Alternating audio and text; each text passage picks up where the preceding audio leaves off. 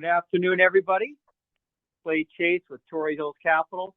I'd like to welcome you to the Element 29 Resources Zoom presentation for February 14th, 2025. Wishing all of you a happy Valentine's Day. I hope you have a special Valentine out there that you'll spend some time with today. And, we were talking about weather. I hope things are good down where you are. The weather came through here, and it's been certainly a change from what we're used to over the last couple of months of actually 6 months of no rain, and we got most of what we're missing all last night, and we're supposed to get more tonight, but that's okay. We really need it. Okay, let's talk about the presenting company today. Some of you might be familiar with them. Some of you, it might be brand new. I think the most important thing for me to start this call off is what's happening right now in the copper market. Getting a lot of front page, top level news right now. First 6 months ago, we're all, real excited about the copper market. Many of the banks were talking about $10, $11, $12,000 a ton copper, $5, $6 plus copper. And of course, that we believe is still in the works. And then lately, the conversation has switched over more towards, EV cars. Wait a minute, not right yet. We're going to slow that down. Well, that's what you see if you're reading the papers in the U.S. and watching what's happening here in the news. But if you're looking globally about the EV evolution, revolution, whatever you want to call it, that is still in full swing. Globally, copper is going to be a huge story. In fact, we were just watching some of the presentations up at the Vancouver Resource Show, and so many of them were focused on what's happening in copper right now. You got guys like Rick Rule at Sprott Global talking about, hey, copper is going to be the place to be. So there's so many different copper companies out there. How do you know which ones to look for, which ones are going to have the real strong returns? Well, we believe it's the ones that have found something big, and that is getting bigger. And that's what we're looking at today. So the company today is Element 29. Some of you, like you said, probably familiar with them, but for those of you who are not, they have two very large, highly prospective projects in Peru. One of them looks like it's going to be a giant. That's their Elida project, and that's what we're going to talk about today quite a bit. Copper's moving back up in price. It's right around $4.25 a pound right now. I know that some of that's tariff driven, but we believe that the fundamentals that underlie copper are going to be strong for the next 3, 5, 10 years, and that's what you want to be looking for. So if you have questions during the presentation, feel free to ask. You can click on the Q&A icon. You can type in your question there. You can raise your hand, and we'll open up your microphone, and you can ask your question that way. So also after the presentation, we send you a short survey to fill out. Please let us know what you think about the company and the presentation in a timely manner. Okay, let's get started. Element 29, they're a copper explorer. They've got primary operations in Peru. They've been in Peru for a long time. This isn't their first rodeo down there.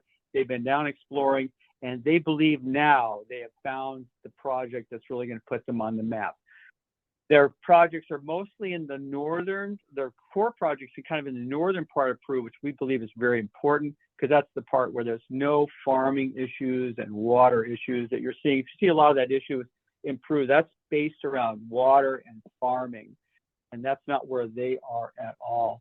Both these projects showing they've got their Florida Cobra project and their Elida project, and both these projects are showing signs that they could be both world-class, multi-hundred million. One of them's already at 321 million tons. But more importantly, they have the prospects to moving into that very rare club of being the billion-ton type of deposit. So with us today, actually, the company trades on the TSX Venture. The ticker is ECU, and they're also on the OTC-QB. The ticker is EMTRF. Trades right now about 35 cents a share, market cap of only $45 million. We're going to tell you why that's important in a little bit. With us today to discuss Element 29's operations and what they're doing now to move the company forward and build shareholder value is the company's president and CEO, Mr. Richard Osmond. Hi, Richard. How are you today? I'm doing very well, Clay. Thank you very much for having me. Appreciate it. Well, great. Well, that was a bit of a long-winded introduction, but I just wanted to impart to everyone on the call today that why we are very excited about what Element 29 has got going on right now. I don't think the market has woken up to what you actually have down there.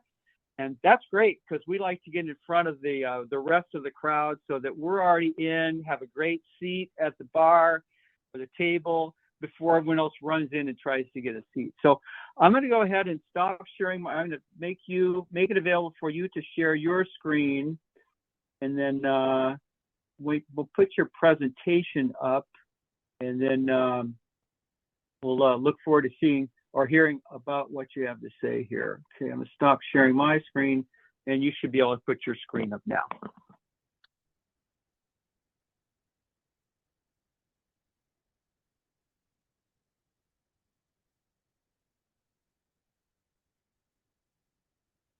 There you go. You can see the yeah. Make it full screen, and then we'll be set to go. Go.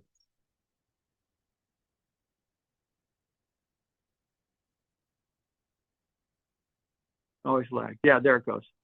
It's showing with notes on the side, but maybe we can just do it. I'm gonna try and switch that around. If I can figure out how to do that. No worries. I know. Sorry, Clay. I know how to fix this. Okay. Here we go. There we go. Great. That looks perfect. Before we jump into the presentation, Richard, I think it'd be important for you to give us because we haven't spoken to you. We've spoken to some other people at Element 29, but I'm really excited that we're going to get to talk to you today because you're the man there on where to look for these big assets, these big copper plays. Can you tell us a little bit about your background, where you've worked before, kind of your experience in Peru, and why you're excited about what you're finding at Ilada? Yeah, Clay, I worked primarily for major mining companies for most of my career. I started off mostly working for Canadian major mining companies looking for nickel and some copper gold in Eastern Canada. I was fortunate enough to work on some really spectacular deposits, including Voisey Bay, which was discovered by a friend of mine, Chris Rubisky, and that was, of course, sold to Inco, which is now Vale, for like over $4 billion. And so we got a chance to I got involved at a pretty early stage. It wasn't really at the discovery stage, but we helped them help drill off a lot of ore. You go into the core shack and you see like over 150 meters of like massive sulfides, nickel sulfides running like 2 to 3% nickel. It was pretty impressive to have the ability to be involved in that. And we made a lot of the, discoveries after the initial discovery. I then got hired away. Richard, go ahead. Were you involved before Mr. Robert was there or after? No, well, I mean, so the group that founded Archean Resources were actually working for diamond fields at the time, doing diamond exploration in northern Labrador. So Robert's been involved pretty much from the beginning, and continued to advance it. So I came in about 4 or 5 months after the initial drilling was done, and then I worked there for about 3 years starting off with the founding company and then getting integrated into Inco, which is now Vale. And then from there, I got hired away to work with Falconbridge in Quebec, where I had a chance to work on the Raglan mine, which is again another world-class nickel deposit. Yeah. And I mean, they were mining like 3% copper there. And our job there was really to continue to explore, to grow the deposit. I think it went into production at like 26 million tons of 3% nickel. And it's been going now since the mid 1990s, so it's just continuously growing and continuing to find more. And we did a lot of work making those discoveries, but also, trying to replace what they were mining and, be a big part of that mine plan. So we sort of worked on, all stages of of exploration, right from early stage all the way up to, in mine exploration, which was a really good experience. You get a sense, you get to see the scale of what you need to make an economic deposit, and a lot of geologists, a lot of geoscientists don't always get an opportunity to work on these kind of world-class deposits. So felt very fortunate for that in the early part of my career. Yeah, that's Yeah, great. I got hired away, headhunted, I guess, to work with Anglo American out of Vancouver. So I moved over to Vancouver, and then we're doing still a lot of exploration work in northern North America, northern Quebec and Alaska. But also, I got a chance to work on some generative exploration work in Scandinavia, and so we're working in Finland a little bit, helping support those projects. And eventually, some of that work led to the discovery of the Sakatti nickel deposit by Anglo in Finland, which was very exciting. That happened in 2009. I left Anglo prior to that in 2008 and started doing my own work. So I went from sort of exploring for nickel in the northern, in the Arctic, I guess, to looking for copper in South America.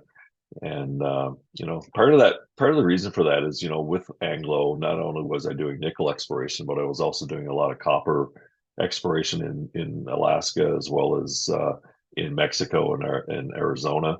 So I started to sort of diversify and started recognizing how difficult it is to make world class copper discoveries, ones that are going to move the needle. And we could always see there was a cash, like there's a you could see that the amount of demand for copper was definitely outstripping the amount of supply available. Deposits were hard to find. All the low hanging fruit have been found. Like all these big mega mines in South America, like Chuquicamata and things like that. I mean, they have such a huge footprint that they've all been recognized since the like 70s, 80s, and 90s. So trying to find more low hanging fruit was obviously very challenging and difficult. So, but we recognize Peru as being a very stable jurisdiction, but at the same time, it hadn't seen any early exploration for porphyry copper deposits because of some of the political instability that had been going on at the same time during the 80s and 90s related to the Sendero Luminoso, or the Shining Path, which are a little bit of Right. terrorists, Sure. Yeah. So that So, sort of got sorted, and then we sort of decided that this is a country that is like the second largest copper producer in the world, and it's been very little exploration work done. so tell us more about you've been in Peru for quite a while now, and you've gotten really a good feel for what's going on down there. Tell us what's happening down there in terms of copper assets and this real kind of it. We've seen a real rise in the number of players that are interested in this region and are getting involved. And we're talking about guys from Asia, from the Middle East. You just had this giant kind of copper symposium in Riyadh. Tell us a little bit more about what the current landscape is for demand for these assets that are non-producers, but they're big, and the majors want to buy them or get them in their portfolio now. What's happening, and tell us a bit about that. Yeah, I mean, Peru sort of flip flops back and forth as of late with the Democratic Republic of Congo, or the DRC, right? Right. And the DRC is definitely not as stable a mining jurisdiction. I mean, Peru is sort of, it's very important. A lot of people don't realize this, but for example, Peru has a free trade agreement with Canada and United States and China, where you can get you don't have to worry about double taxation, and cash flows in and out of the country freely. It also has, and a lot of people don't know this as well, is it has like a bilateral investment treaties in place with Canada, US, and maybe China as well. I'm not totally sure there, but I mean, that also protects investment going in country. So I think you see that with, First Quantum going into Panama and Oh, developing the Cobre de Panama deposit. You know, the government tried to take the deposit away. And in an actual fact, because there was a bilateral investment treaty in place between Canada and Panama, and a free trade agreement. First Quantum were able to take the Panamanian government to international arbitration. And I think they have like a $25 billion claim against the Panamanian government. And, if they haven't done anything illegal, then, it's a very good chance they're going to win that case. And then you can start seizing assets around the world that Panama would have outside country. And they'll become a pariah on the world stage, and things like that. So, having these types of protections are very important for a major mining company going into a country like Peru or Panama or whatever the case may be. These deposits are giants. They're multi-generational, and they cost billions of dollars to develop, but they create so much value over that time frame. They go through multiple mining cycles. So, Peru may flip flop with the DRC, but in actual fact, it's a much better, more stable jurisdiction, and you see major mining companies wanting to develop projects there. For example, Anglo just put the Quellaveco deposit in southern Peru into production, 2-3 years ago. Teck are planning to develop Zafranal, which again is a fairly significant investment, and that got permitted to start development just 2023, so 2 years ago. So you'll see that mine get developed. So, you can feel that even though sometimes, you do have some political instability there, mines still get permitted and developed in Peru, and it makes such a huge part of their economy. They need it. And, we're talking earlier about the government, recognizing that their pipeline is a little bit strained. Well, I mean, there was during COVID, they were making it very difficult for junior mining companies to get drill permits. It's taking like 2 to 3 years. And money in the junior mining sector tends to flow in the path of least resistance. So now the Peruvian government are recognizing there are gaps in their timelines for getting projects developed and getting them into the pipeline. So there's actually starting to facilitate getting permitting done, and they recognize our flagship project Elida as being like a strategic asset now, and they're starting to make it easier for us to get our permits and things like that. That's great. Yeah, we've seen a real uptick in the interest level. You see like guys like Xinjiang and people like that from Asia coming into the region, buying assets. You saw Filo del Sol being kind of repurchased or purchased here recently for, I think, $4.1 billion Canadian. That's still an exploration play. It does have a PEA on it and a pretty big mineral resource and a district play. But the valuations for these, we think, is continuing inch up. When you find something big and it's clean, and we'll talk about that in a minute, because not every copper discovery is the same. There's lots of different colors and flavors of these discoveries, but when you find a good clean one, they're valuable. So let's move over into what and I really just want to focus on Elida today. I know you have some other projects, but I know your focus is on Elida. You have 321 million tons, and for those of you who are not familiar with how these work, they really kind of sell based on how much tonnage is there and what grade. And you have to have a kind of an economic grade. And a 0.5% grade is what you have here on your initial resource. Tell us about your initial resource and then kind of what you just found out with these 2 new drill holes you put into the deposit here, the deep drill holes you found here just recently announced. Mm-hmm. The Elida project was it had an initial resource estimate of about 22 million tons of 0.32 copper, 0.03 molybdenum, and 2.61 grams per ton silver at a 0.2 copper cutoff, which is what really determines the head grade, is really what the cutoff grades are for copper or copper equivalent grade, because the lower you can get that grade, it's based on the economics of the deposit, really. So if you can get it down to 0.1, you get even more resources coming in. And that's what really controls how big the deposit will be that you mine. We've laid out that as an open pitable resource. We probably have over a 500 million tons of in situ resources at those cutoff grades already as well. And what we would like to do is we would like to prove up at least a 500 million tons of open pitable resources at a 0.2 cutoff. and then show potential to expand the resources up to about 1 billion tons, which then you start to getting into tier one.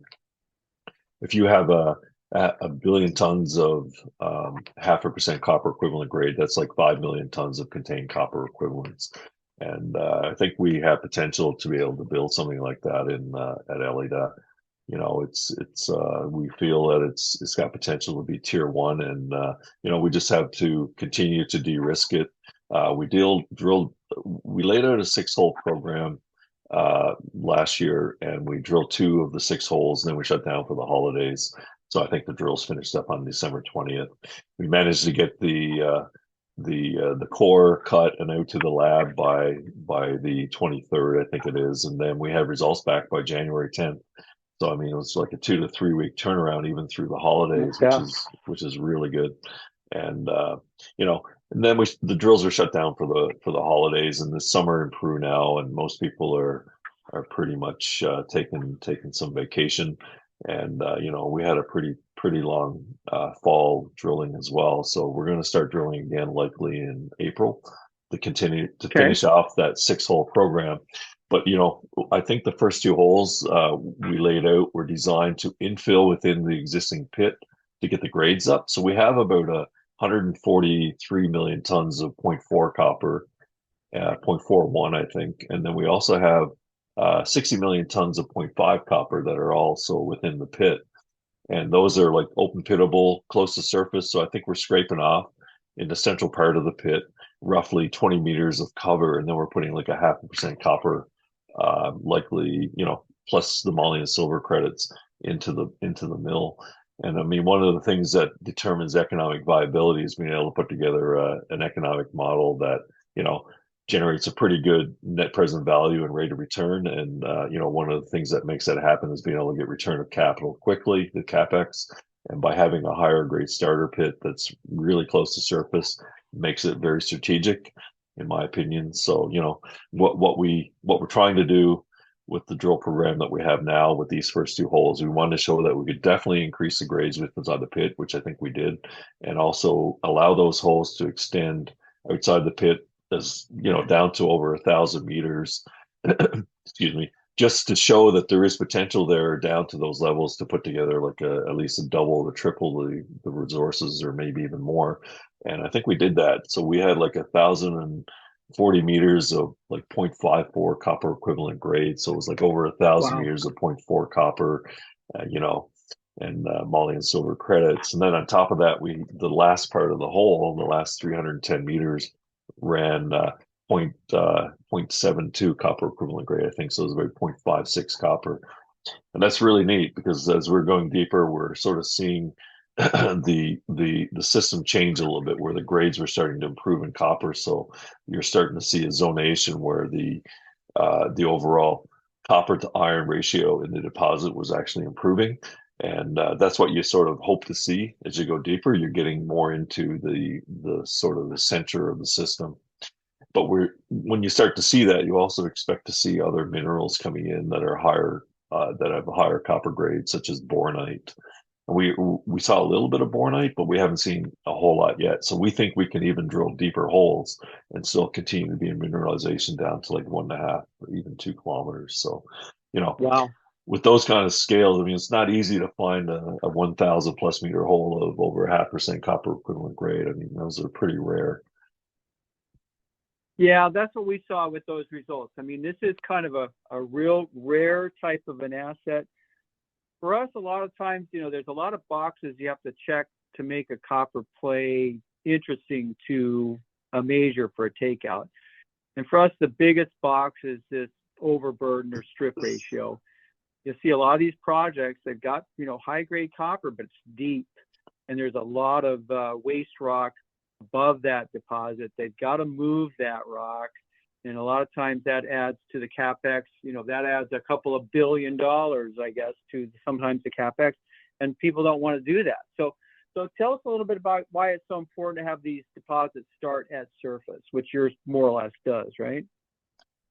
Yeah, sorry, that's a really good question, Clay. You know, a lot of people sort of think all copper deposits are the same, right? So if you take porphyry copper deposit from surface and you put it down like a 1 billion ton resource per se, and you put it down 500 or 600 meters, you have to sort of do this large block cave mining, and your production, like for example, if you look at Cerro Verde, I think their production on surface is about 250,000 tons per day operation, right?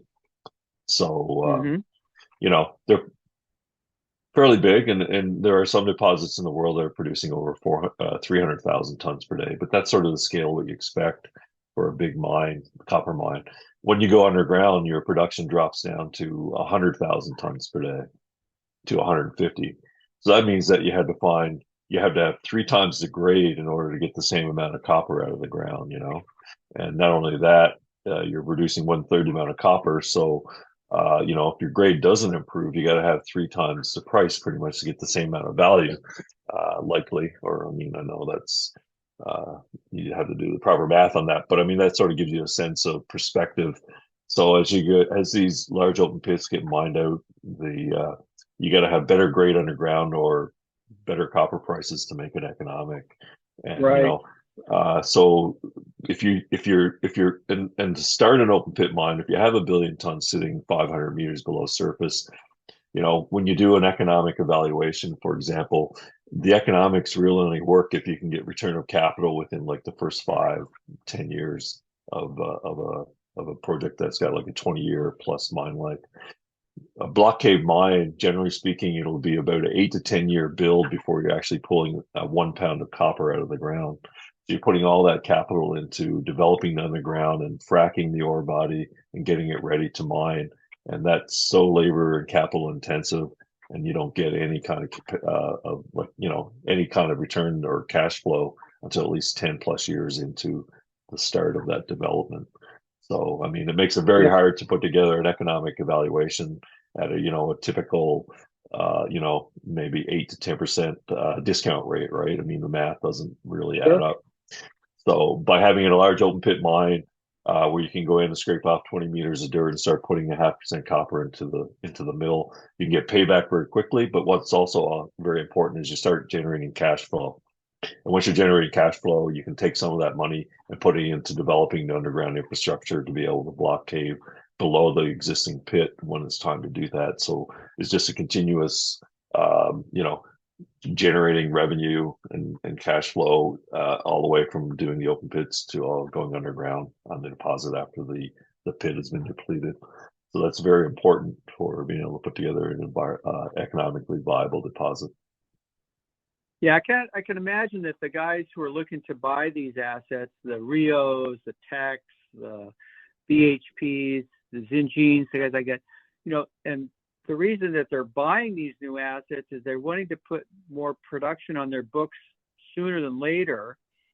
And so and these guys are, they're producing stuff at 0.2 right now, 0.2% copper. So I can imagine that there would be a real benefit for them to, once they decide to move forward and build a mine like at Elida, that they could start making revenue on that first shovel full of ore that they put through their mills and concentrators. And I think that would be a real benefit. So that was one of the primary reason we're really excited about Elida, is that it starts at surface and it's really high grade. 0.5 is a high grade surface or open pit type of mine. I think the second thing that really moves the dial for us on Elida and Element 29 is the type of ore that you have. And when you contrast that to a lot of these other copper discoveries, even in Peru, even in Argentina, tell us about the arsenic situation and why Elida is very, very attractive based on what they have in the metallurgy at that mine, or what you believe you have. Yeah, so Elida occurs. It's actually very strategically well located. It's only 75 kilometers in from the coast. It's like 1,600 meters elevation. If you compare that to Antamina, which is like 150 kilometers north of us, they're at 4,500 plus meters elevation. I mean, things just don't operate well there efficiency wise, and it's also remote. They have to actually generate a slurry and pipe their concentrate to the coast to the Antamina port. And in actual fact, we can drive to their port in like an hour and a half. So we don't have to put in all that infrastructure. So then, of course, when you're starting to develop a mine, operating it, you can already see your capex and opex are going to be lower for a project strategically located like Elida. The other thing that's really important is the not all copper deposits are made the same. Certainly not porphyry. You get some that are copper molybdenum rich and with some silver, and then you also get some that are copper gold rich. And most of the copper gold porphyry systems in South America, particularly in the high Andes, they tend to have what's called this high sulfidation epithermal overprint. So that brings in some higher grade copper associated with some of the minerals there, but those minerals are also associated with the gold in that high sulfidation event, bring a lot of arsenic. And when you bring gold into a copper system, generally speaking, it's done that way. So then you can't actually recover the copper without recovering all that arsenic. And arsenic is a really difficult element to deal with in a concentrate. And so you don't need a whole lot of arsenic to generate a really high arsenic rich concentrate. And then it makes it very difficult to sell. Most smelters don't want to see more than 0.5% arsenic in the concentrates. And a lot of times when you have these copper gold systems, you will get like significantly more arsenic than that in the con. And then you got to do a secondary treatment process to remove it, whereby you have to basically roast it or do some kind of pressure oxidation process on it. And, all that just adds up to more costs to do it. And then you're dealing with environmental liabilities associated with trying to, uh, uh, deal with the waste, the tailings and things like that if you have a high arsenic concentration. So we're pretty happy to have, a copper moly system. Moly is very conventional. We actually have like generally 2 times more moly than most porphyry copper deposits. So it really does add a lot of value to our deposit. We haven't done any metallurgical work yet, but we know the mineralogy of the deposit. So it's really just about what the recoveries are going to be. We don't expect to see any Right. deleterious metals, and therefore it should produce a nice clean concentrate. And by doing so, you can sell that at a premium. And what they do then is they'll take a concentrate like Ellie does, and they'll blend it with a high arsenic concentrate to get the overall arsenic grade down to a level where you can put it through a smelter.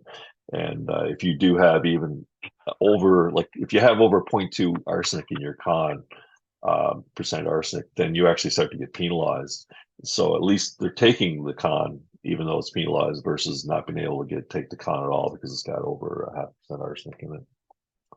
Right. So in other words, if I'm a major and I'm looking at some of these different assets or, exploration projects to buy, I'm definitely going to be looking at ones that have a very good blend of mineralogy and very low copper or arsenic content, I imagine, right?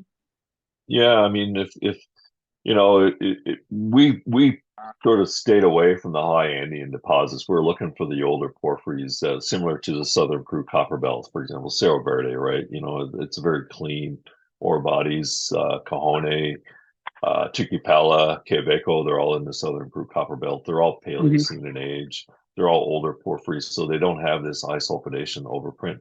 So we're in Peru exploring for about 7 to 8 years. Went through a mine cycle, where we couldn't get access to ground fairly cheaply. So we actually focused on exploring in the belts where we were looking for these types of deposits, as opposed to these higher Andean deposits that are more remote and are definitely metallurgically much more challenging to mine. Yeah, it's no question. It's trying to put a mine into production that's sitting at 5,000 meters or 4,000 meters. It's difficult for sure. And you guys are very low in elevation. I think a couple things that are important to think about in terms of a copper asset that's got a future to become a mine is their access to, I think, the two most critical inputs is water and power. Can you tell it, and road access, which you've kind of covered, but can you tell us more about your power and water access for a potential mine at Elena? Yeah, so the Elena project is actually close enough to the coast and low enough elevation. You could either be tapping into the water coming out of the Andes, which there's plenty of it close by. National fact, there's a hydroelectric facility that produces about 45 megawatts of power about 15 kilometers away from the project. And there's a paved road that goes all the way to that plant. So we basically pretty much have paved road access almost all the way to our project. So we don't have to put in the infrastructure to put in pipelines.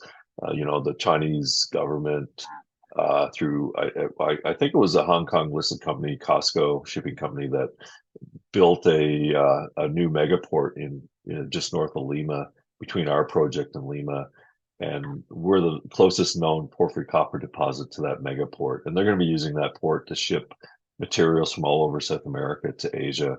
So I mean, we just have really good infrastructure that's really accessible, and hydroelectricity is another one of those. Like they're producing 45 megawatts. We'll probably have to upgrade that, but at least there's a starting point where we can actually use renewable energy to be able to operate the mine. I mean, those are things that people want to see these days. Like with the new green energy transition. I think global green energy transition. We really feel fortunate to have the opportunity to use hydroelectric energy to be able to run the mine. So we don't have to be worried about too much.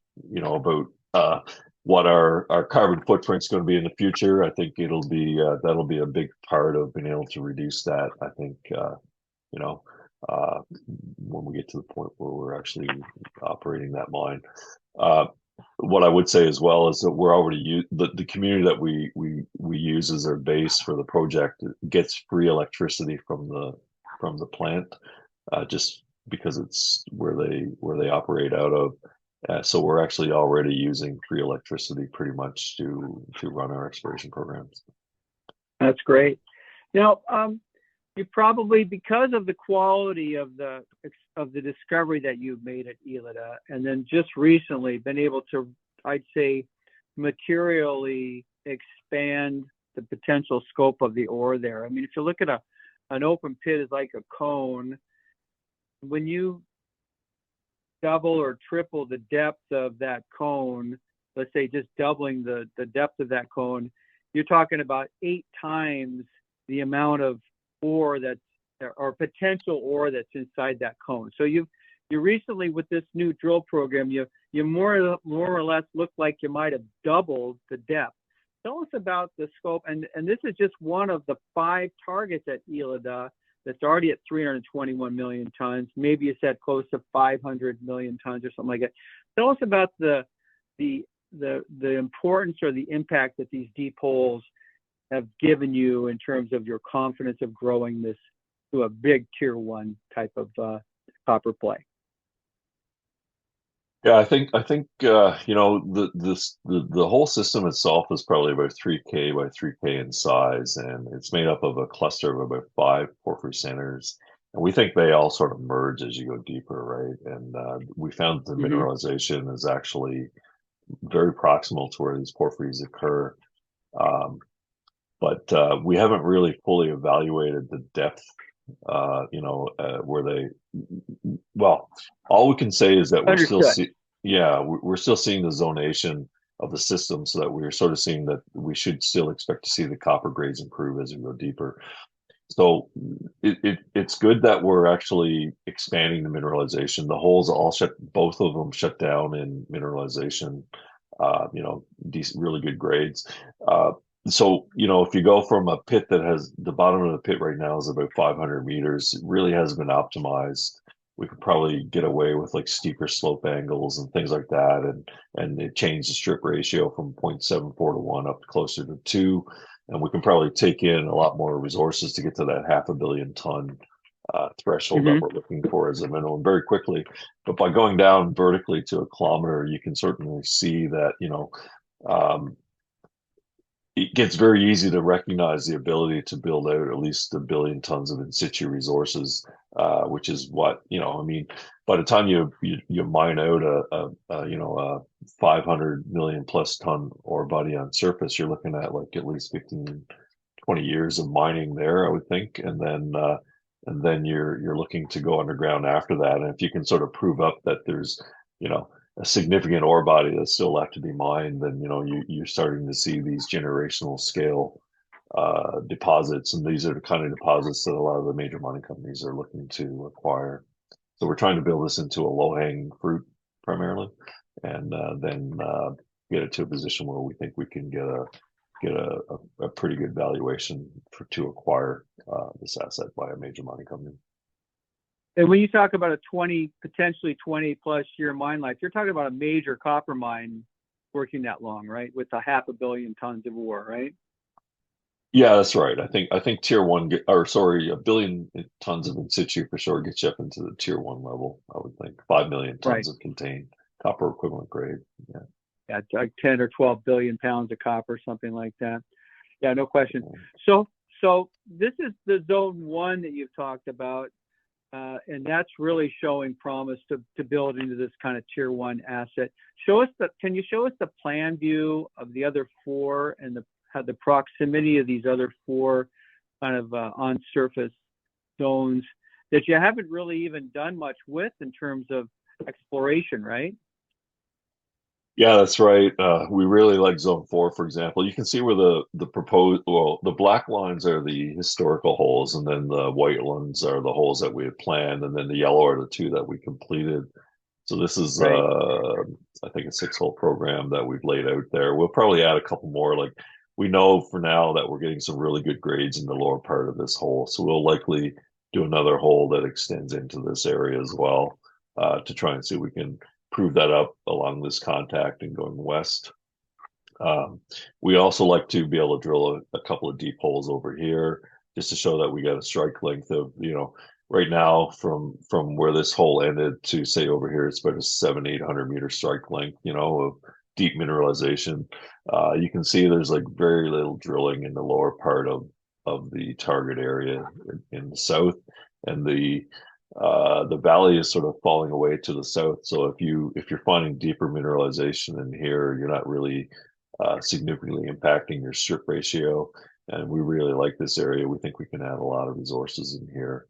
And then you have like these other zones that we've laid out. We've drawn a couple of holes in zone 2, but as you go up in to the north, you're also going up in elevation. So we don't think we've drilled deep enough. I think we're starting to Higher in the see system. Yeah, Right. exactly. So we think that these are probably again joined as you go to the deeper, certainly in places. And then, of course, Zone 4 we really like because it's actually intruding into the coastal batholith, which is a really good host rock for copper mineralization. And we haven't been able to get over there and drill as well because we needed to complete a DIA permit to get 40 platforms to be able to continue to expand outside of the existing resource area. When do you think you could get over to zone 4? Is that in the 25 season sometime possibly, or later down the road? Well, we're gonna do some MT, and that survey is Tell, designed to go tell us ahead. more about what that means for those of us who don't know those acronyms. Yeah, so that's called audio magnetotellurics, and it uses basically atmospheric um, electromagnetic fields that move through the earth related to lightning strikes. So it's a natural source. And what it's designed to do is map out the conductivity structure or the resistivity structure of the ground down. You can go down like, depending on the frequencies, like 20, 30 kilometers if you wanted to. But I mean, for our purposes, we're looking at like 1 to 2 kilometers vertical depth. What we were trying to do is map out where the contact is with these porphyry centers. It occurs in close proximity to the host rocks, and then we can use that as a guide for targeting our drilling. So by doing that, we'll be able to sort of vector in outside of zone 1 into some other targets that hopefully we'll be able to detect and highlight down to like 1 to 2 kilometers depth, right? So it really allows us to target outside of the broader footprint, which is exciting because we think this is a cluster.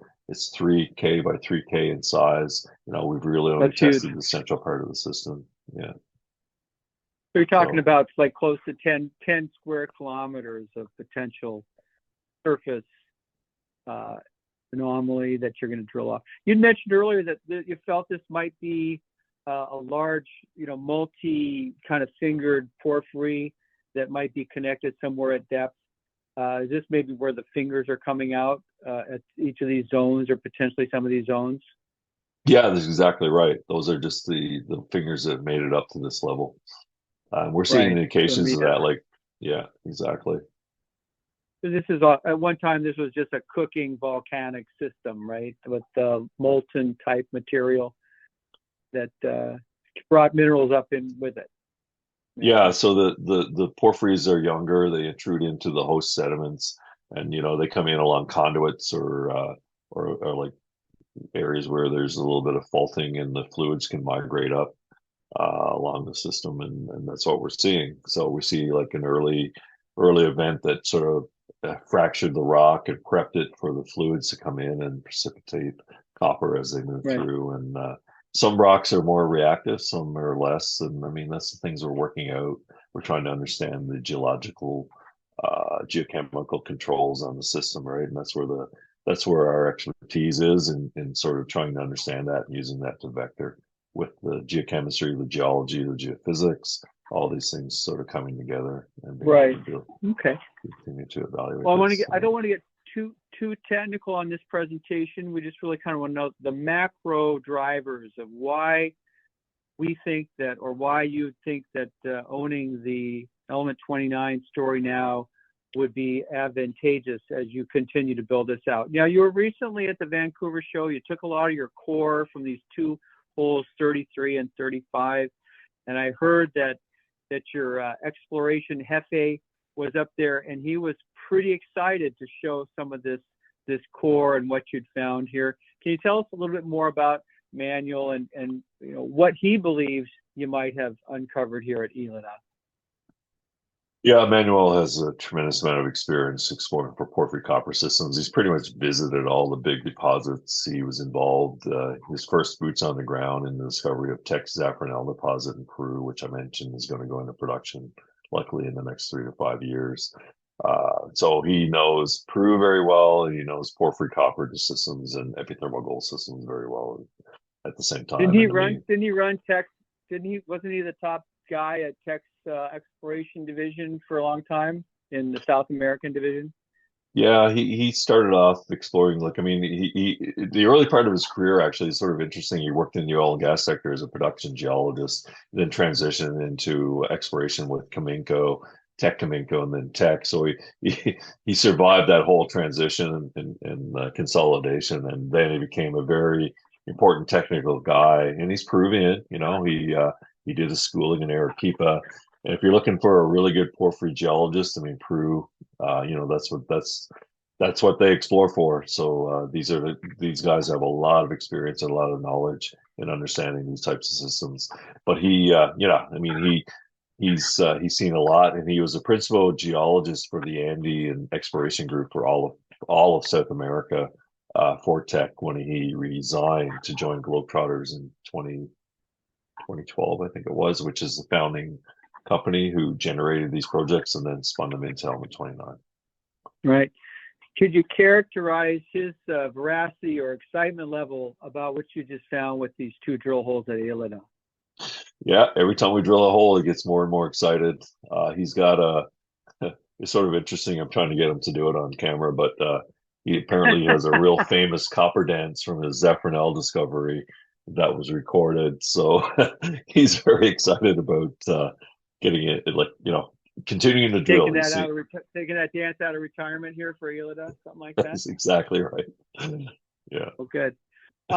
Okay, so I know we have got a little bit of time here as Peru is off on their break, and then you're going to get back in the field here. You're going to do some of these electromagnetic type of surveys.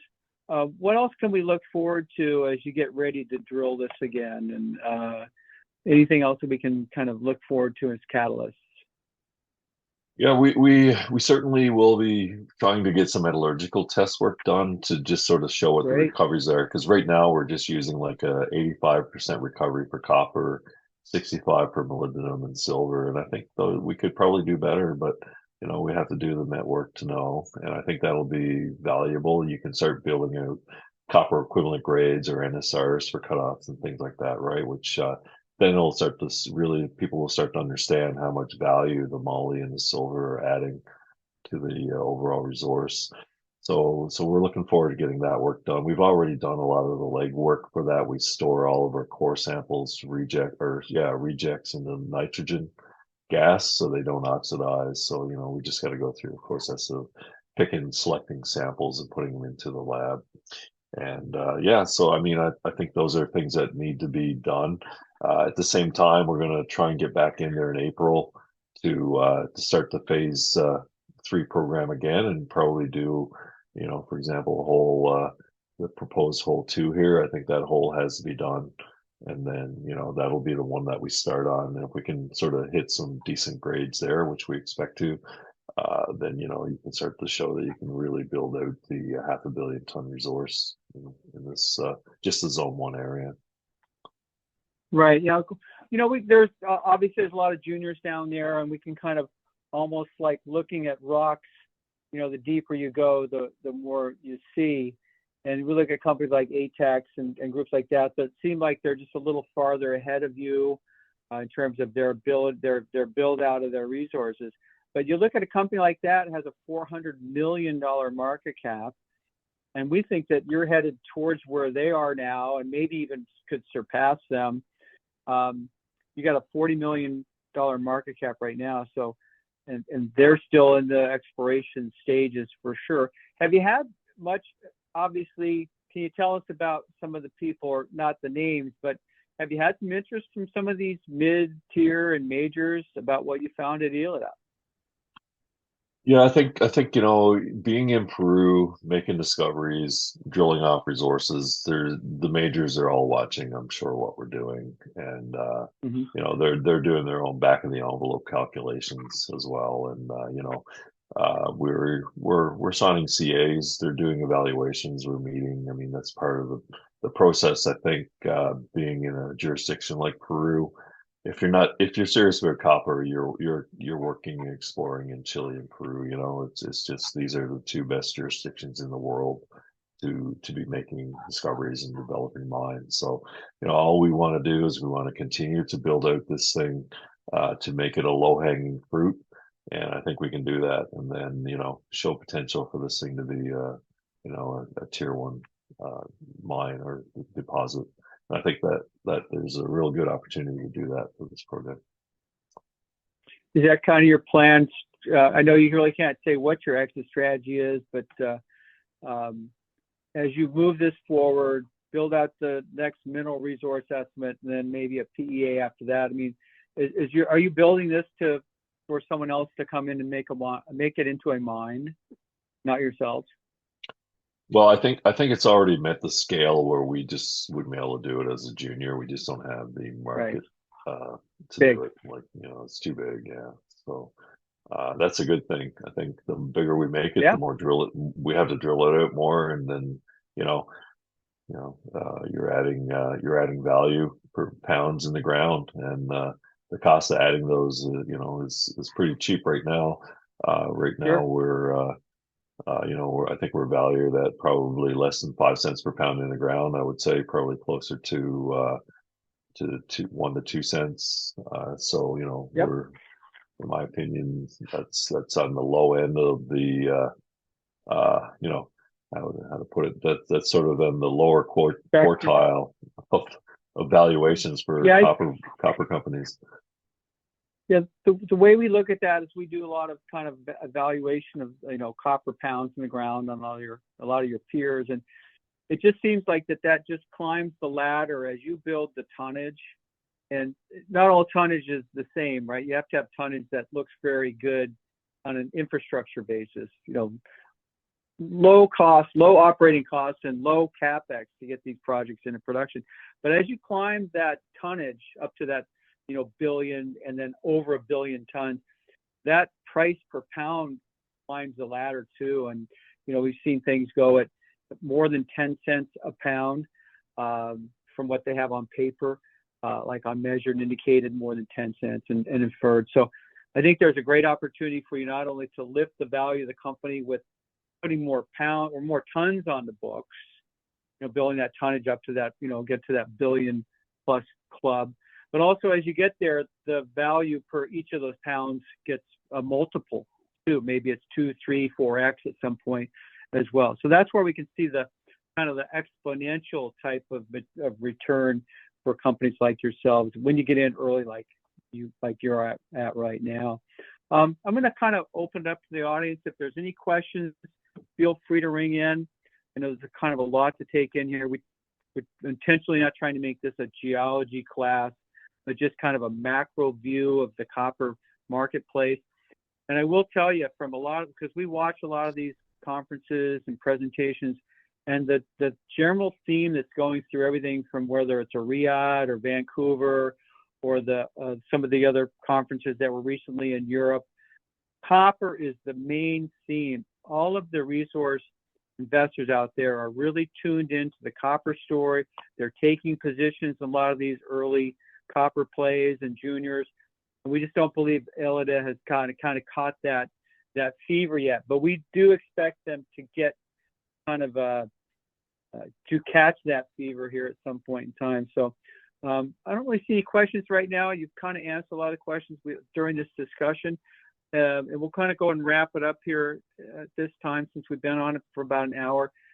Is there anything you'd like to tell us to wrap up, what people should be looking for and why people should be paying close attention to what you're doing at Element 29?